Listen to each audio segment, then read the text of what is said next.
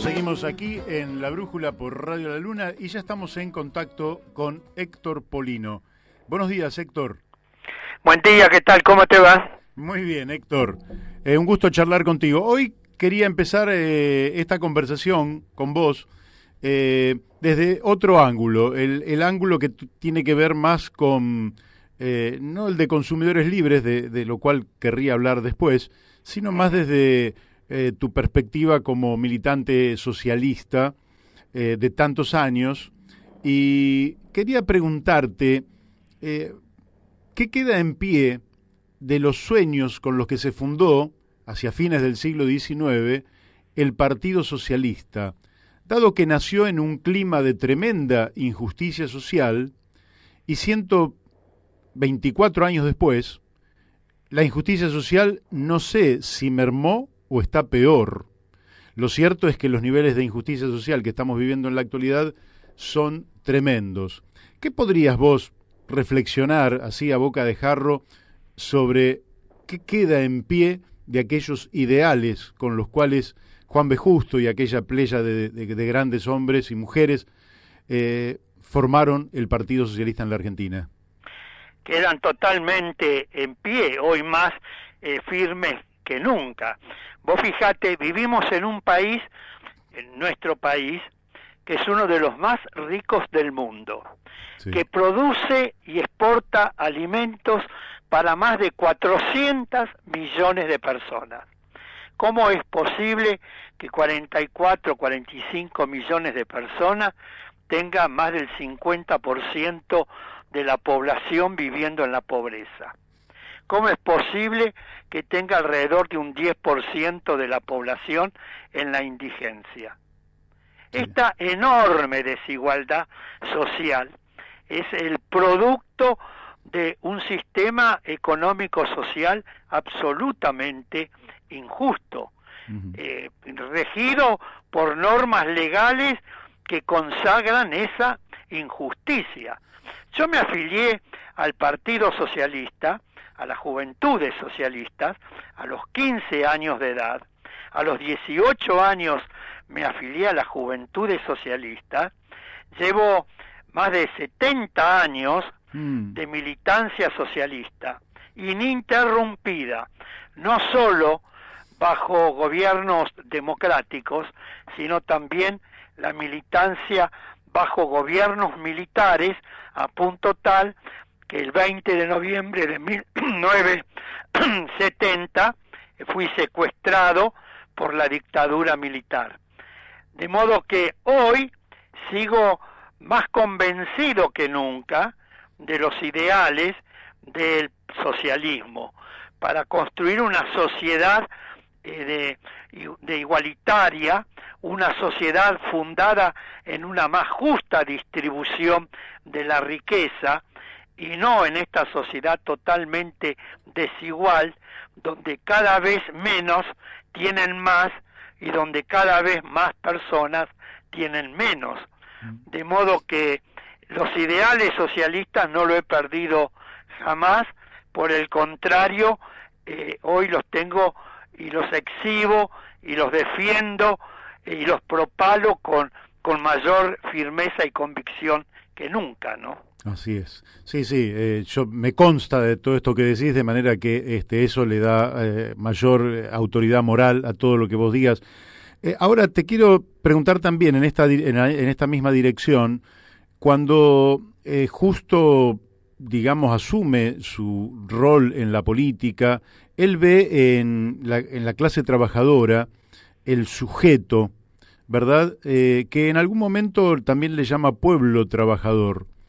Hoy esa figura, que tendría que tener idéntica vigencia, da la impresión de que está como debilitada, es decir, con un protagonismo minusválido, sea tanto en la parte que está organizada, que sería aquella que está tanto en la CGT como en la CTA, como aquella que no está organizada, que es el pueblo trabajador en general, ¿no? Que vive de su trabajo, que no explota trabajo ajeno, pero que no da la impresión de transformarse en definitiva en sujeto activo para la construcción de una sociedad distinta. ¿Dónde ves vos el sujeto que pueda cambiar la historia en la Argentina? En la juventud, en las nuevas generaciones de argentinos. Yo tengo mucha confianza en que los jóvenes de hoy adviertan los disvalores de la sociedad capitalista en la que vivimos y prioricen y levanten las banderas del socialismo, del humanismo, de una sociedad mucho más justa. No puede ser que vivamos en una sociedad capitalista donde se ponen a las personas y a los recursos naturales al servicio del capital. Se depredan bosques, se depredan recursos naturales con tal de obtener ganancias, sin importarle el daño que produce el cambio climático que eso genera. Se pone a las personas al servicio del capital. Nosotros queremos construir una sociedad en la que el capital esté al servicio del desarrollo humano, poniendo a los recursos naturales al servicio del hombre, al servicio de la civilización humana. De modo que tenemos que cambiar esta sociedad. Vos fijate en el día de hoy. Es cierto, el mundo, la Argentina vive las consecuencias de una pandemia. Sí. Jamás vista, de un problema que superior y peor a las guerras que se han vivido, a las guerras mundiales, que abarcó a un conjunto de países, pero no a toda la humanidad. Este virus está atacando a toda la humanidad. Nunca se vio nada igual. ¿Qué es lo que habría que priorizar?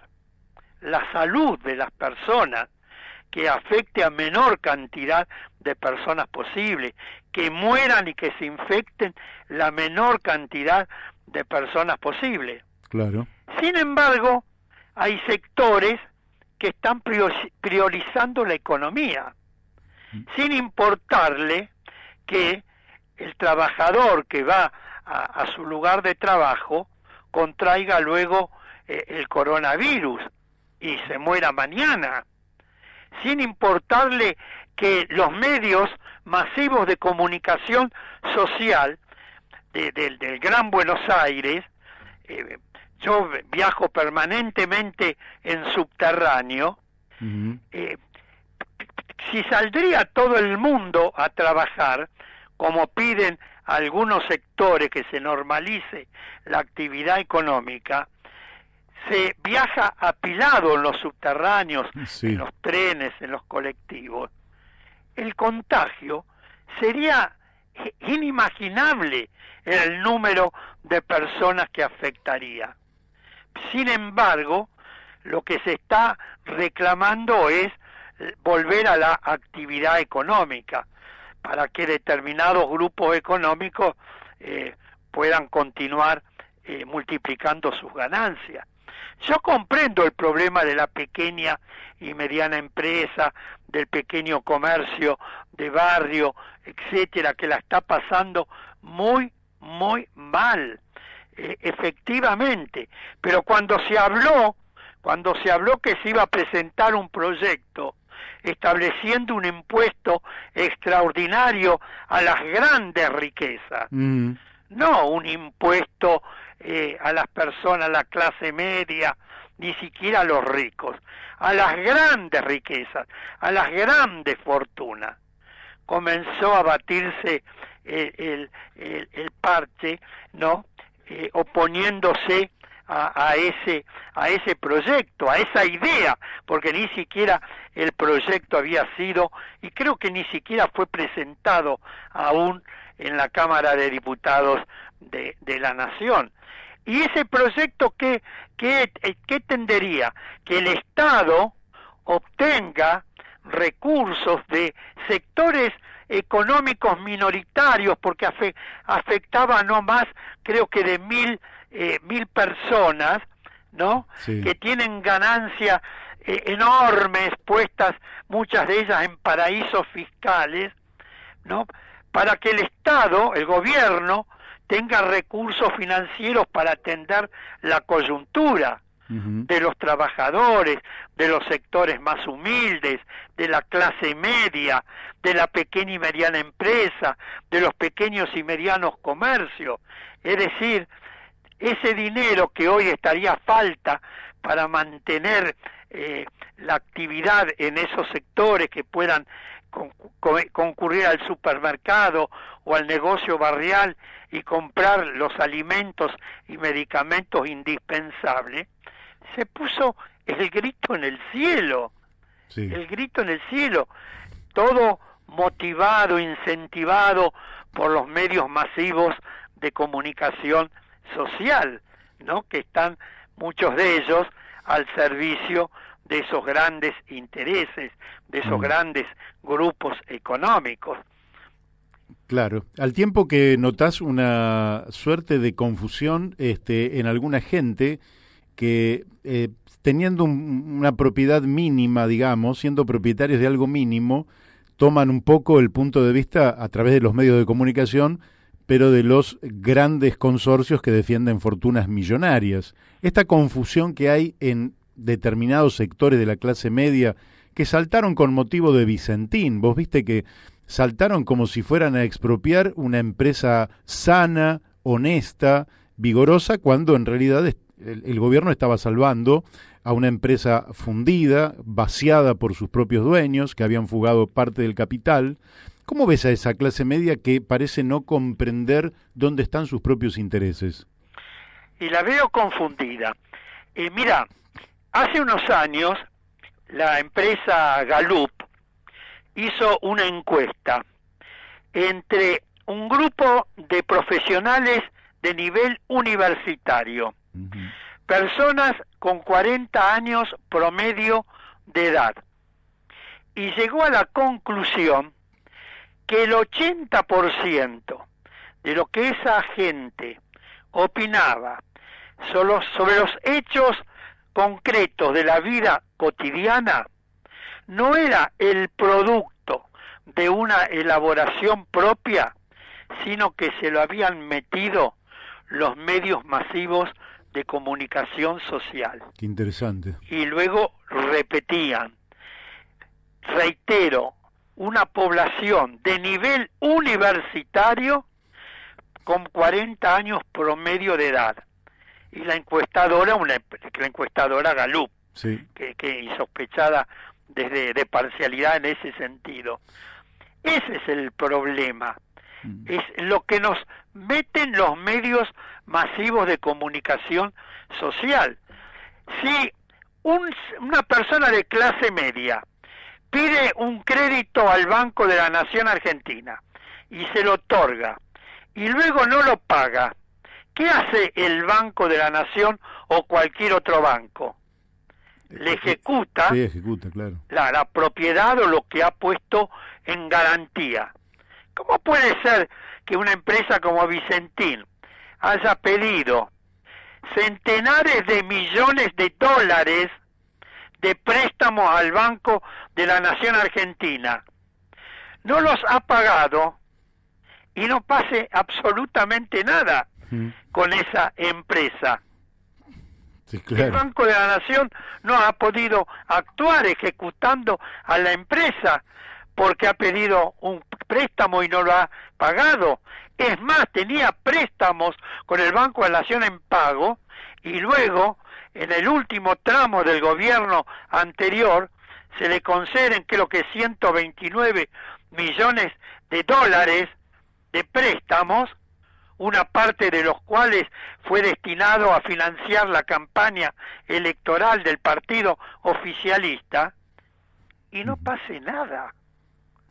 Sí. Y si el Estado que quiera hacerse de esos dólares, ¿cómo se hace de esos dólares que ha prestado para recuperarlo? ¿Cómo se hace? Quiere ejecutar a la empresa y se levanta la gente en defensa de la empresa.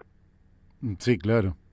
Por otra parte, la empresa, si no interviene el Estado, también la empresa pone en riesgo, digamos, los productores que no cobrarían, a los trabajadores que ven en situación de riesgo su fuente laboral, y sin embargo da la impresión de que ese sector social realmente, como vos decís, tiene una confusión intelectual enorme. Claro, pero la confusión la tiene porque lo confunden, Sí, porque todo lo que sí. lee, lo que escucha y lo que percibe, lo que le inculcan está orientado en una determinada dirección. Uh-huh. Cómo es posible que se publiquen todos los días, páginas enteras,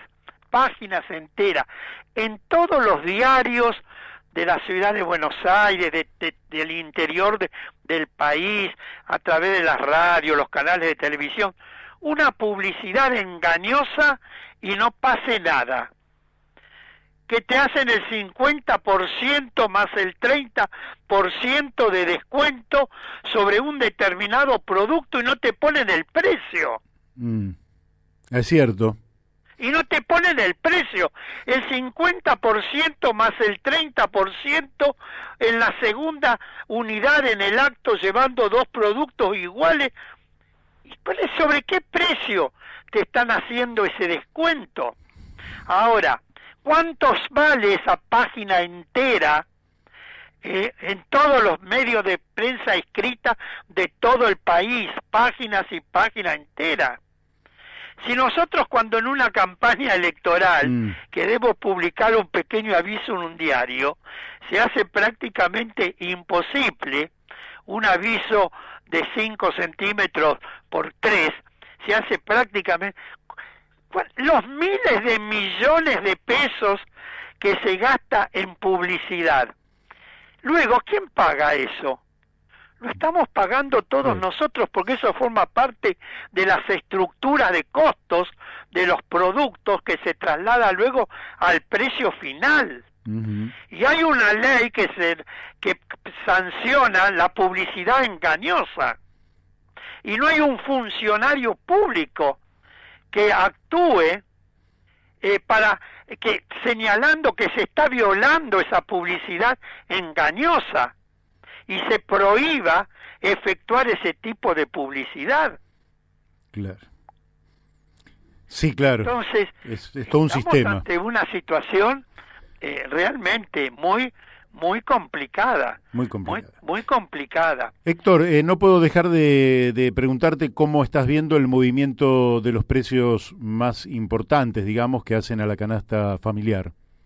Y lo estoy viendo con preocupación porque en los relevamientos de precios que desde Consumidores Libres se vienen haciendo desde hace 25 años, cada 15 días, por ejemplo, 8 productos de almacén en el mes de abril, de junio, perdón, de este año, tuvieron un aumento del 5,22%. 8 productos de frutas y verduras, 10,94%. 4 productos de carne vacuna, 5,94, 9,96. El promedio de esos 3 aumentos, en esos 3 grupos, nos da un 6,65% de aumento en 30 días. Tremendo. Estando congeladas las tarifas de la energía eléctrica, del gas natural, del agua potable, congelado el precio de los combustibles, congelado las tarifas de los peajes en las rutas nacionales y provinciales, congelados el monto de la carga impositiva, los salarios de los trabajadores en muchísimos casos no solo que no aumentaron, sino que bajaron. ¿Cuál es la razón que puede explicar estos fenomenales aumentos de precio? Un verdadero abuso. Redondeo con esto. Uh-huh. No desde ahora, desde hace ya varios años, la Argentina ha consolidado el tercer lugar en el mundo por el índice inflacionario, solamente superado por 2 países. Solamente 2 países desde hace varios años tienen un mayor porcentaje de inflación que la República Argentina. Algo estamos haciendo muy mal en el país para tener estos índices de inflación, para tener, reitero, estos índices de pobreza, que hoy estaremos por encima del 50%, no lo sabemos con exactitud, pero teniendo en cuenta el empobrecimiento durante esta cuarentena y a más de un 10% de indigencia en uno de los países más ricos de la tierra, algo estamos haciendo mal. Última pregunta. Última pregunta, Héctor. ¿Cómo estás viendo a Alberto Fernández a cargo del Ejecutivo? ¿Lo ves a la altura de las circunstancias o pensás que las cosas se le pueden ir de las manos? Bueno, hasta este momento creo que está manejando las cosas con bastante prudencia, bastante bien. En este tema central de la cuarentena, trabajando en común acuerdo con el gobierno de la provincia de Buenos Aires y el gobierno de la ciudad de Buenos Aires, gobiernos con distintos signos políticos. Todo se ha llevado a cabo hasta ahora de manera acordada y coordinada. Me parece que está manejando en un momento sumamente difícil y complicado, porque asumió el 10 de diciembre del año pasado y ya el 6 de enero, del 6 de marzo, empezamos con los problemas de la cuarentena en la Argentina. Prácticamente no ha podido gobernar libremente. Entonces me parece que está gobernando con bastante prudencia, sin perjuicio que se pueden hacer algunas críticas, pero en general me parece que está conduciendo bastante bien este momento sumamente complicado, difícil y sin antecedentes en la vida del país y del mundo, ¿no? Bueno, Héctor, nuevamente te voy a agradecer tu participación aquí en La Brújula, creo que ha sido muy claro y no sé si querés tomarte un minuto para cerrar la entrevista esta. Sí, quiero mandarle un mensaje, enviarle un mensaje sobre todo a los jóvenes, a las mujeres, a los varones, que no bajen los brazos, que se mantengan fieles a los principios, a los ideales, que lean, que estudien, que analicen lo que está pasando en la Argentina, por qué llegamos a esta situación de pobreza y de indigencia, por qué tenemos que vivir una sociedad en la que pocos tengan mucho y en la que muchos no tengan nada o tengan muy poco, por qué tenemos que vivir una sociedad tan desigual. ¿Por qué no nos ponemos a estudiar, a leer algunos libros históricos, de política, de doctrina, y poder abrazar nuevas ideas para poder construir un mundo mejor al mundo tan injusto que estamos viviendo, y que les permita a los jóvenes tener, cuando sean mayores, poder vivir en una sociedad mejor, en una sociedad más justa, con una más equitativa distribución de la riqueza, evitando esta enorme concentración en tan pocas manos, cuando la inmensa mayoría de la población tiene muy poco y muchos de ellos no tienen absolutamente nada. Bueno, muchísimas gracias. Un gran cierre. Hasta pronto. Gracias a vos por la invitación. Hasta pronto. Bueno, hemos hablado, ustedes lo conocen, a Héctor Polino.